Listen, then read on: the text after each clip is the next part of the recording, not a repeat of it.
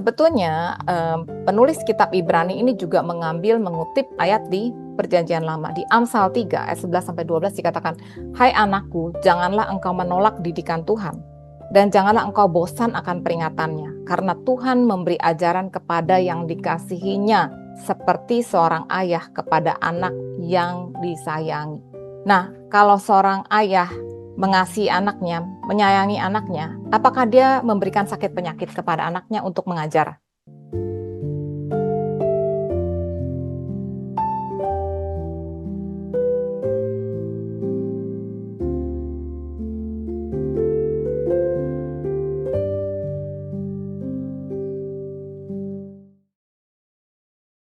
Di sini dikatakan keselamatan itu perlu dipertahankan. Jadi Yesus itu nggak cukup, harus ada perbuatan baik juga gitu. Karena kalau nggak ada perbuatan baik, ya mungkin dia nggak akan selamat gitu ya. Nah, kita lihat di ayat yang sering dipakai, ayat Filipi 1, ayat 12-13. Hai saudara-saudaraku yang kekasih, kamu senantiasa taat, karena itu tetaplah kerjakan keselamatanmu dengan takut dan gentar, bukan saja seperti waktu aku masih hadir, tetapi terlebih pula sekarang waktu aku tidak hadir. Ya kan? Sering banget nih ayat yang dipakai. Kamu kerjakan, walk out your salvation, gitu. Padahal ini ayat nih ada sambungannya. Karena Allah lah yang mengerjakan di dalam kamu, baik kemauan maupun pekerjaan menurut kerelaannya. Jadi Allah yang mengerjakan di dalam kita, baik kemauan, jadi dia memberikan will, kemauan, karena ada Roh Kudus di dalam hati anak-anak percaya, orang-orang yang percaya ya. Dia mengerjakan kemauan, dia kasih kemauan gitu untuk kita taat. Dan juga pekerjaan menurut kerelaannya gitu. Di Efesus 2 ayat 8-10 dengan jelas dikatakan, sebab karena kasih karunia kamu diselamatkan oleh iman. Itu bukan hasil usahamu tetapi pemberian Allah. Itu bukan hasil pekerjaanmu. Jangan ada orang yang memegahkan diri.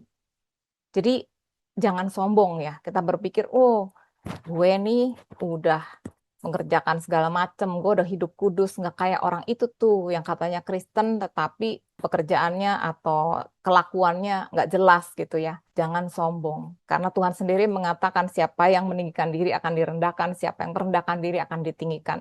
Dan di sini jelas-jelas dikatakan, karena kasih karunia kamu tuh diselamatkan, itu bukan hasil kamu, bukan hasil usaha, tetapi pemberian Allah. Nah, kalau di Lukas 9 itu dikatakan, katanya kepada mereka semua, setiap orang yang mau mengikut aku harus menyangkal dirinya, memikul salibnya setiap hari dan mengikut aku. Dan banyak orang juga bilang, ya pikul salib dong, kalau kamu lagi sakit mungkin itulah salibnya gitu. Atau kalau dia lagi kekurangan, miskin, krisis dan sebagainya, itulah salibnya gitu ya.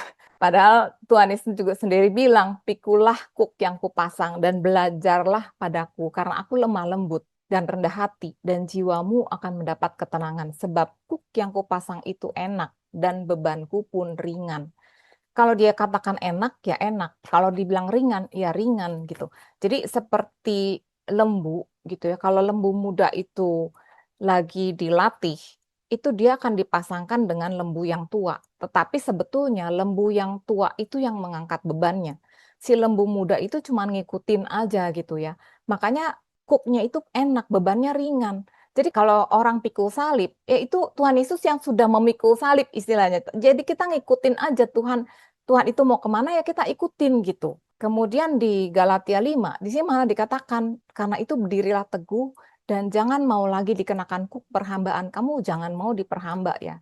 Jangan mau diperbudak gitu oleh perbuatan. Perbuatan baik itu adalah buah, bukan cara kita untuk diselamatkan. Kita diselamatkan oleh iman saja karena kasih karunia Tuhan. Tetapi setelah itu kita berbuat baik gitu ya. Kita hidup benar itu karena buah. Jadi katakan hiduplah oleh roh, maka kamu tidak akan menuruti keinginan daging. Jadi kalau kita mau berbuah, kita dituntun oleh roh. Kita mau mengizinkan diri kita untuk dituntun oleh roh. Di sini dikatakan, apabila kamu memberi dirimu dipimpin oleh roh, maka kamu tidak hidup di bawah hukum Taurat. Karena hukum Taurat itu kuk ya, kuk perhambaan justru.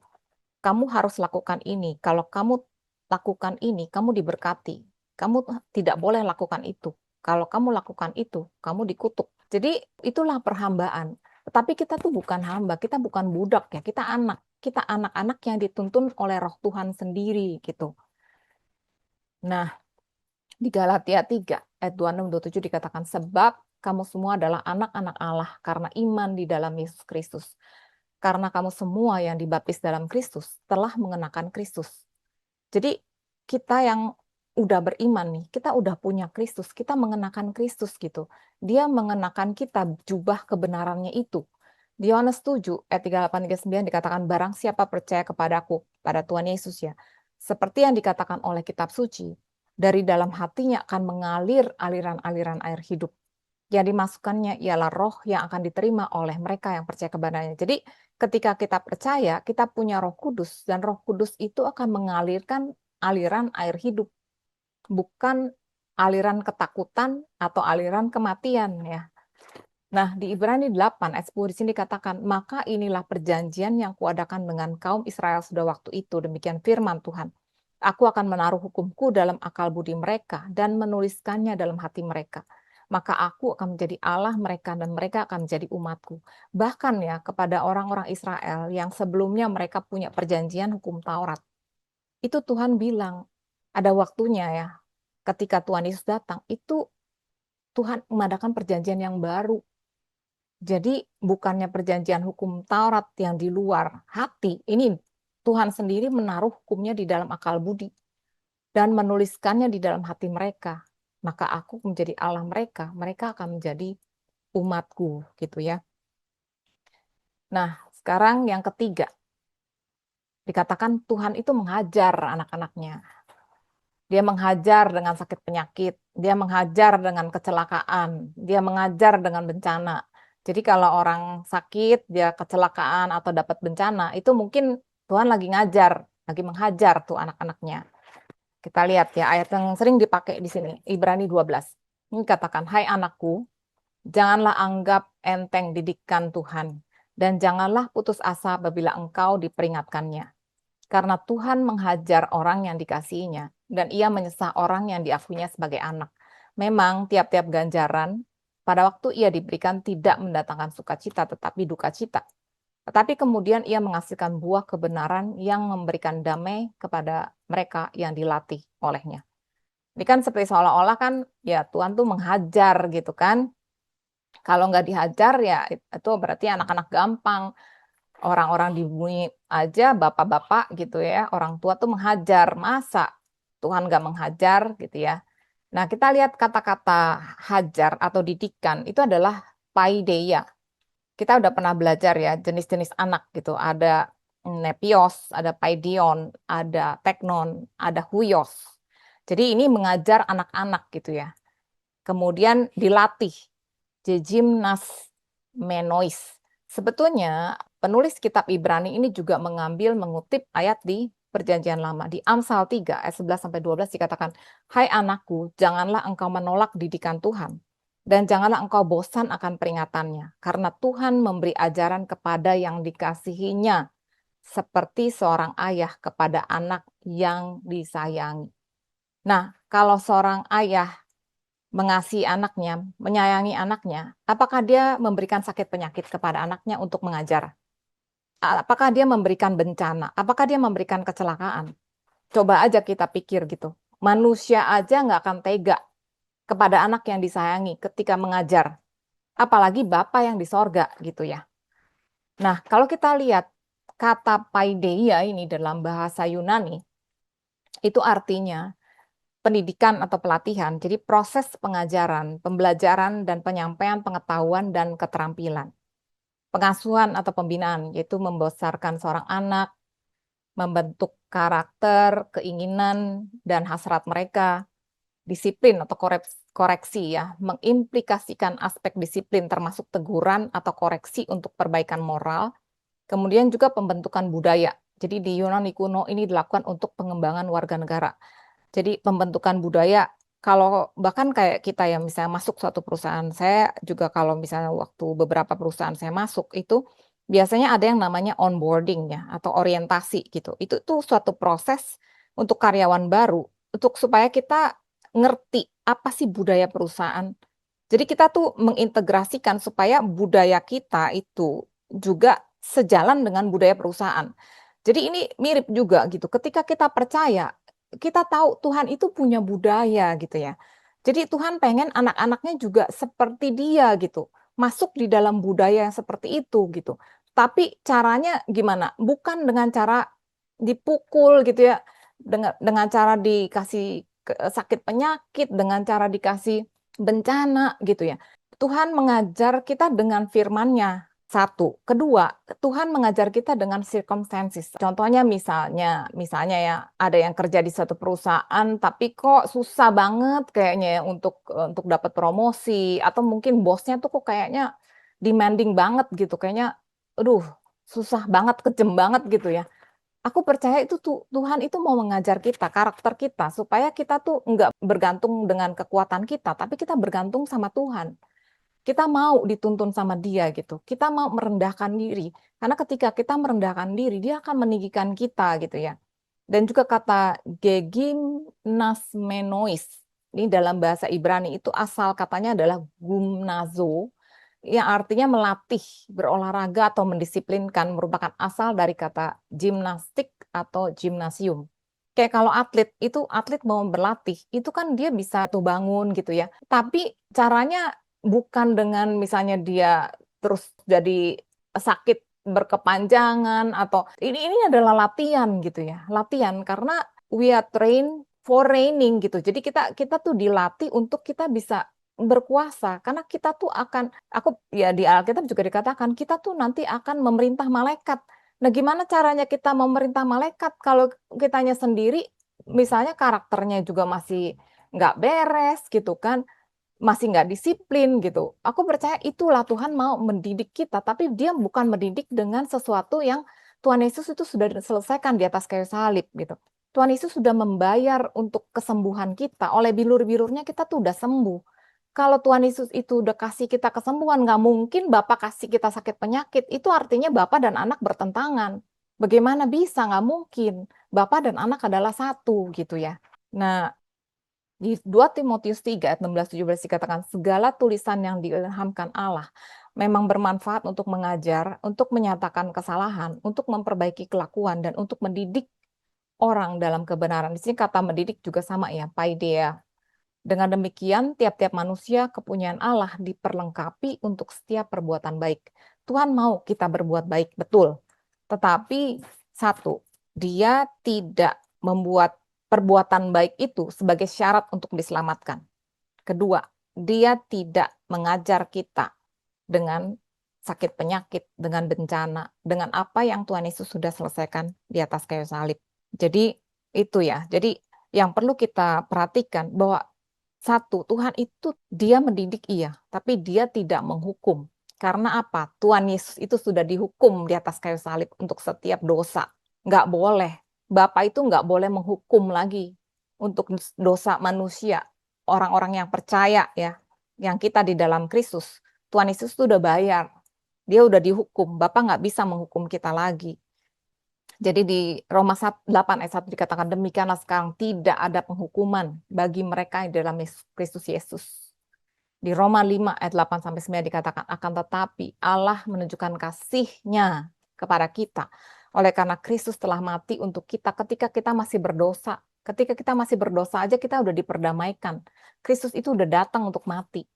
Lebih-lebih karena sekarang kita telah dibenarkan oleh darahnya. Ingat ya, kita dibenarkan bukan oleh perbuatan kita, tapi oleh darahnya. Kita pasti akan diselamatkan dari murka Allah. Allah, Bapa itu nggak mungkin murka sama kita lagi. Nggak mungkin. Murkanya udah ditimpakan sekali di atas kayu salib.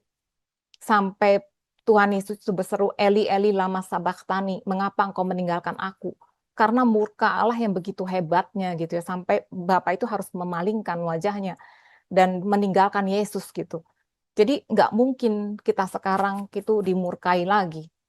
Nah, sekarang kita lihat contohnya ya di Perjanjian Baru. Di Lukas 9.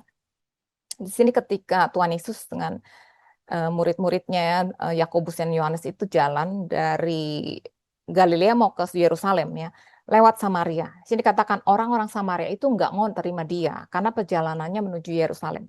Ketika dua murid-muridnya Yakobus Yohanes melihat hal itu, mereka berkata, "Tuhan, apakah Engkau mau supaya kami menyuruh api turun dari langit untuk membinasakan mereka?" Ya kan? Ini bencana.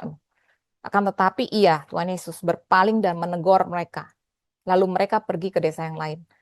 Kalau Tuhan mau menghukum, kenapa nggak dibilang, iya, suruh api turun dari langit, binasakan mereka. Bencana alam. Kayak dulu kan yang dikatakan bencana alam ada tsunami lah, atau kemudian di LA lah, dikatakan, oh itu tuh murka Tuhan, itu hukuman dari Tuhan. Di sini kita bisa lihat, Tuhan Yesus bilang apa? Dia malah menegur loh. Yakobus dan Yohanes yang mau membinasakan itu, udah jelas-jelas orang Samaria itu menolak Yesus. Tapi Tuhan Yesus bilang, enggak begitu. Pergi aja ke desa yang lain. Itu bahkan nggak diapa-apain orang-orang di Samaria yang menolak dia gitu. Nah, kita lihat lagi di Yohanes 8. Di sini orang yang kedapatan berbuat zina. Ya, waktu itu Tuhan Yesus itu lagi ada di Bait Allah. Ya, dia lagi ngajar gitu, lagi mengajar. Terus kan ahli Taurat dan orang-orang Farisi itu datang dengan perempuan yang kedapatan berbuat zina. Terus dia dilemparin gitu ke tengah-tengah. Terus mereka bilang, "Rabi, perempuan ini tertangkap basah pada saat dia lagi berbuat zina." Musa dalam hukum Taurat itu memerintahkan mereka untuk melempari perempuan yang demikian, ya kan, dilempari pakai batu sampai mati. Terus mereka tanya, menurut kamu bagaimana? Jadi mereka tuh mau mencobai dia gitu. Tapi apa yang Tuhan Yesus lakukan? Dia tuh membungkuk, dia tulis dengan jarinya di tanah. Nah akhirnya apa? Ketika mereka terus-menerus bertanya, dia tuh bangkit, terus dia bilang kepada mereka, barang siapa di antara kamu nggak berdosa, hendaklah ia yang pertama melemparkan batu kepada perempuan itu. Lalu ia membungkuk pula menulis di tanah. Jadi menulis di tanah 2 kali. Tetapi setelah mereka mendengar perkataan itu, pergilah mereka seorang demi seorang, mulai dari yang tertua. Akhirnya tinggallah Yesus seorang diri dengan perempuan itu dan tetap di tempatnya. Lalu Yesus bangkit berdiri dan berkata, "Hai perempuan, di manakah mereka? Tidak adakah orang yang menghukum engkau?" Jawabnya, "Tidak ada Tuhan." Lalu kata Yesus, "Aku pun tidak menghukum engkau. Pergilah dan jangan berbuat dosa lagi mulai dari sekarang." Jadi amazing ya. Bahkan Tuhan Yesus itu nggak mau menghukum. Dia tahu dia akan mati dan akan membayar harga untuk dosa bahkan perempuan ini gitu. Sementara di hukum Musa, dia tuh harus mati, dia harus dihukum gitu. Tapi Tuhan Yesus itu malah membungkuk, dia menulis dengan jarinya di atas batu ya, karena itu di pelataran bait Allah, di pelataran bait suci itu dilapisi oleh batu, dan itu adalah gambaran ketika Allah memberikan 10 perintah Allah, dia memberikannya 2 kali. Yang pertama kali kan ditulis pakai tangan Tuhan, kemudian Musa turun, dia marah, dihancurkan batu itu, akhirnya Musa disuruh naik lagi, ditulis lagi. Jadi makanya ditulis 2 kali.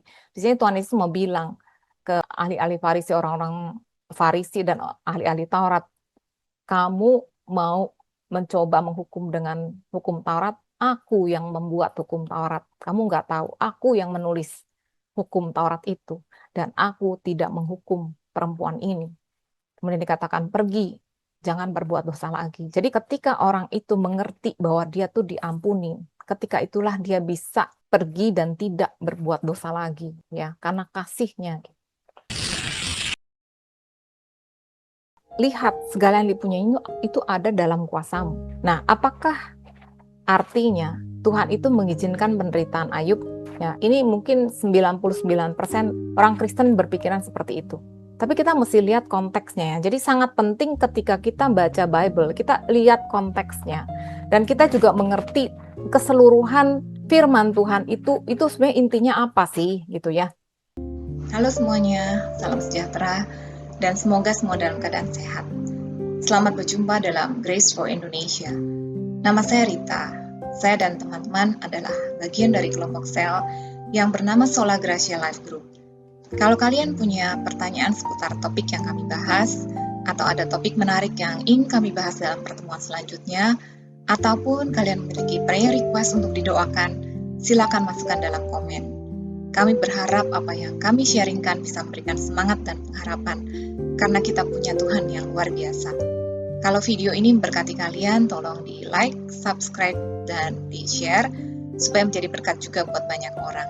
Terima kasih, Tuhan Yesus memberkati.